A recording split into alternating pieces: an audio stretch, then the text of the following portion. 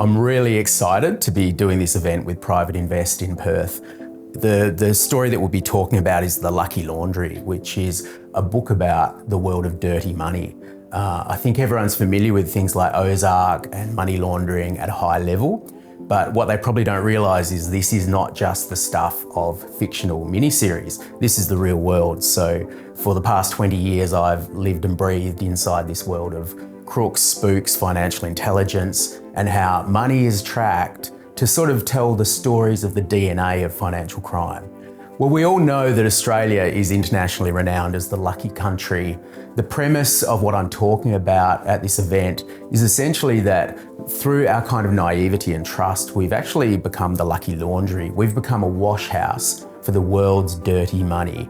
So Australia has an enormous appetite for illicit drugs. There's vast sums of criminal money being created in Australia, and that has to find a home, hopefully overseas, because criminals want to move money from the predicate crime to avoid detection. So we're going to talk about how this money moves, about how it distorts critical parts of the economy like the property market.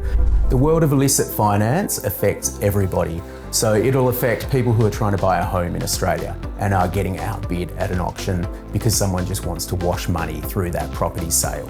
It affects high net wealth families because they value their reputation as much as anything, and they don't want to be caught up in illicit money schemes, which we see all too often plastered over the newspapers. Look at Crown as an example of that. The wave of dirty money washing through the economy is enormous. We estimate it's more than $2 trillion a year internationally that's being washed, laundered, reinvested. So it's critical that people understand how to protect themselves from being caught up in this, how to avoid becoming victims of scams and financial crimes themselves, and also just how to protect themselves, potentially if they're in business, from the regulatory consequences of billion-dollar penalties for breaching money laundering laws. One of the things that we'll discuss that's of acute interest to people from Perth is the Perth Mint money laundering scandal. So we've seen on Four Corners the catastrophic failures at Perth Mint around detecting organised crime groups, bikies, other organisations that are washing money through gold from a government-backed bullion smelter.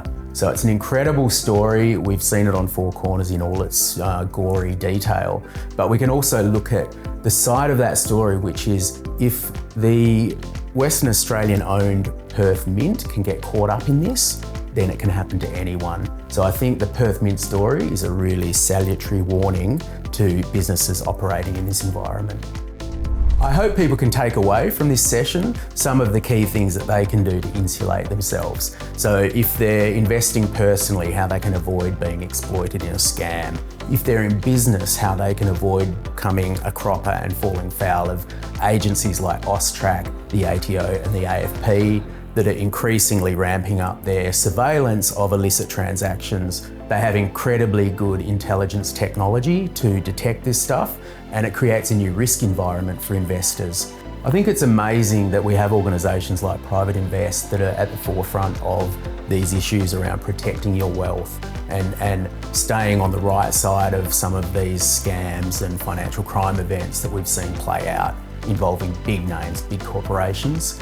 It's a fraud environment for investors. You know, you've got the return on your wealth, but you've also got the return of your wealth. And with the crime risks at the moment, just in Australia, to give you an idea, before the pandemic, about $850 million each year was reported to the government as people losing money to scams. During COVID, that went up to $2 billion. So we're seeing this enormous increase in people being vulnerable to criminal threats that are more often than not offshore, and they're beyond the reach of Australian authorities. So it's so important that organisations like Private Invest are helping people to protect themselves, because you can't always rely on an authority or a government or a regulator to keep your wealth safe.